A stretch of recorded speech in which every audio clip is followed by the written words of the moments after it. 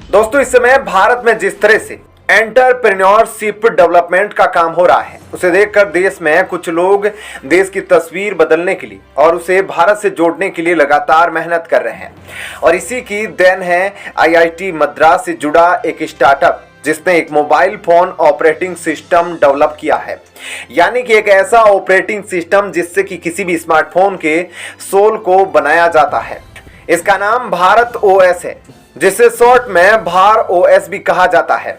ऐसे में कहा जा रहा है कि कुछ ही सालों में यह ऑपरेटिंग सिस्टम हम सभी के मोबाइल फोन के एंड्रॉयड और आईओएस को रिप्लेस कर देगा। भारत सरकार ने इस पर भरोसा करते हुए पैसा लगा दिया है। दोस्तों, आपको यह भी पता होगा कि मोबाइल ऑपरेटिंग सिस्टम के मार्केट में अभी गूगल के एंड्रॉयड और एप्पल के आईओएस का ऐसा दबदबा है कि उसके आगे विंडोज और ब्लैकबेरी फोन कब आए और कहां चले गए, इसकी किसी को खबर तक नहीं।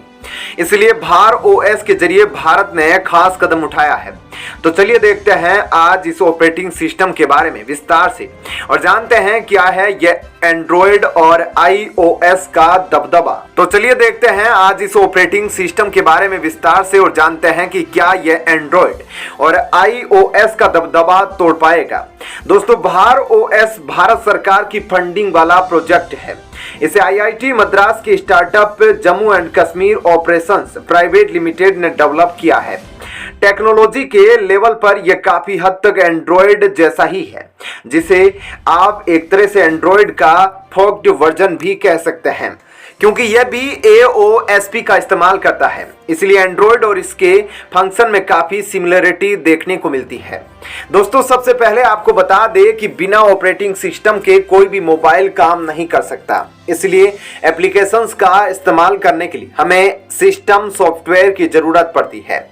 और यह तो आप सभी जानते होंगे कि अभी एंड्रॉयड और आईओएस पर ही सारे स्मार्टफोन चल रहे हैं।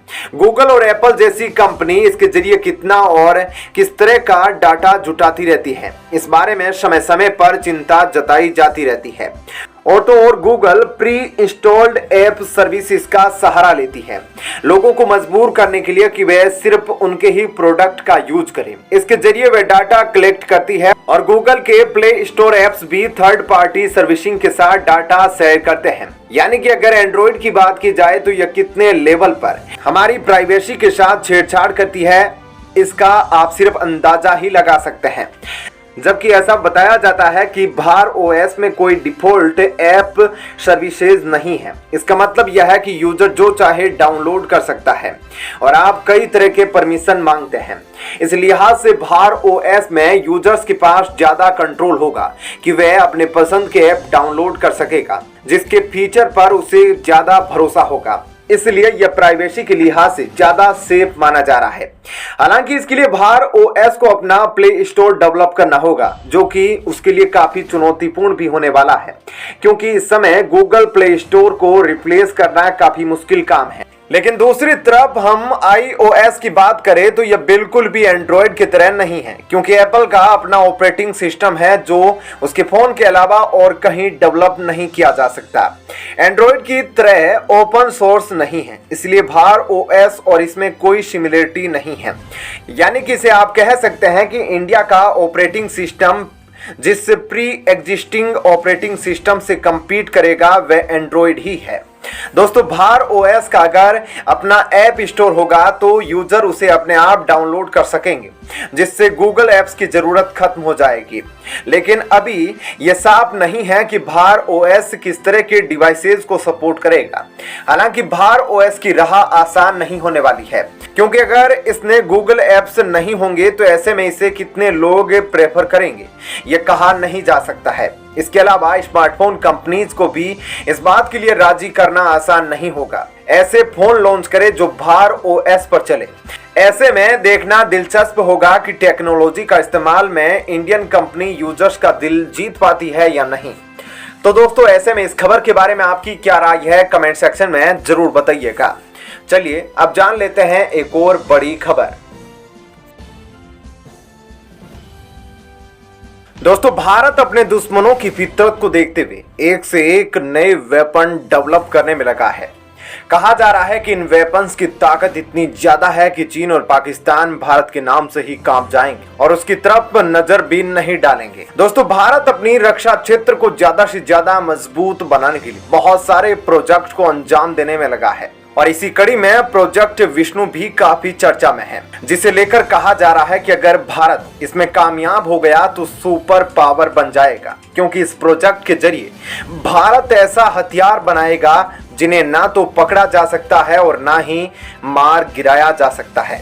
इतना ही नहीं, इस हथियार की ताकत इतनी होगी कि रूस, अमेरिका जैसे एडवांस टेक्नोलॉजी वाले देश भी इसे रोकने में असफल हो जाएंगे। यानी कि अगर भारत अपने इस हथियार से अमेरिका पर हमला कर देता है तो वह भी भारत के आगे ढेर हो जाएगा। ऐसे में आप सोच रहे होंगे कि भारत ऐसे कौन से हथियार को बना रहा है जिसका तोड़ अमेरिका और रूस के पास तक नहीं है। तो चलिए अब हम आपको इस हथियार की ताकत के बारे में विस्तार से बताते हैं। दोस्तों, भारत का डीआरडीओ देश की सीमा को सुरक्षित रखने के लिए कोई भी कसर नहीं छोड़ता है। डीआरडीओ अब ऐसे 2 हथियारों को डेवलप करने जा रहा है जिन्हें रोक पाना संभव नहीं है। इस वक्त भारत हाइपरसोनिक तकनीक को विकसित करने में लगा है ताकि सेना की ताकत में कोई कमी ना रहे। तो वहीं HSTDV को काम में लेकर भारत की सेना काफी मजबूत हो जाएगी। इस तकनीक का आखिरी टेस्ट हाल ही में किया गया है और इसके सफल होने के बाद प्रोजेक्ट विष्णु को शुरू कर दिया गया है। दोस्तों, इस प्रोजेक्ट में 2 फेज होंगे। पहले फेज में ऐसी मिसाइल को डेवलप किया जाएगा जो हाइपरसोनिक गति से जमीन पर मार करने में सक्षम होगी। इसकी मारक क्षमता लगभग 2500 किलोमीटर होगी और इसे बहुत ही कम समय में तैयार करने का टारगेट है और साल 2020 के अंत या 2025 के शुरुआती महीनों में इसे सेना में शामिल कर दिया जाएगा, क्योंकि भारत में अब इसका डेवलप होना शुरू हो चुका है कि वह इस तरह की मिसाइलों को काफी जल्दी बना सकता है, क्योंकि HSTDV तकनीक को भारत पहले ही विकसित कर चुका है और उसके पास हाइपरसोनिक की तकनीक भी मौजूद है। ऐसे में भारत को बस इन तकनीक का इस्तेमाल अपने मिसाइल को बनाने में करना है। इसलिए प्रोजेक्ट विष्णु के पहले फेज को जल्द ही पूरा करके इसे मैदान में उतार दिया जाएगा। वहीं इस प्रोजेक्ट के दूसरे हथियार की बात की जाए तो यह हथियार साल 2025 तक तैयार हो जाएगा। यह भी काफी कम समय में तैयार किया जाएगा। दोस्तों, प्रोजेक्ट विष्णु के दूसरे हथियार का नाम भगवान विष्णु के नाम पर ही रखा गया है और इसमें यह भी साबित हो जाता है कि इस हथियार की ताकत कितनी होगी।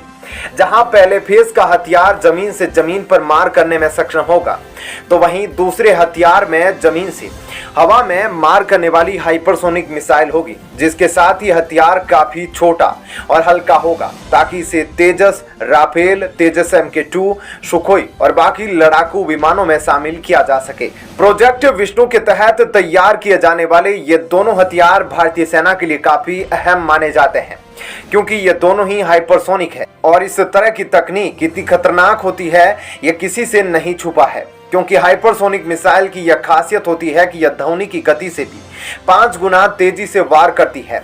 यानी कि जिस हथियार की स्पीड 6115 किलोमीटर प्रति घंटा होती है उसे हाइपरसोनिक हथियार कहा जाता है।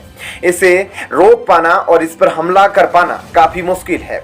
इसमें यह भी खूबी होती है कि यह कम ऊंचाई पर उड़कर दुश्मन को खत्म कर सकता है। ऐसे में इसके बारे में पता चलते ही चीन पूरी तरह से बौखला गया है, क्योंकि भारत अब चीन के हर हमले का मुंहतोड़ जवाब दे सकता है। दोस्तों, ऐसे में इस खबर के बारे में आपकी क्या राय है, कमेंट सेक्शन में जरूर बताइए।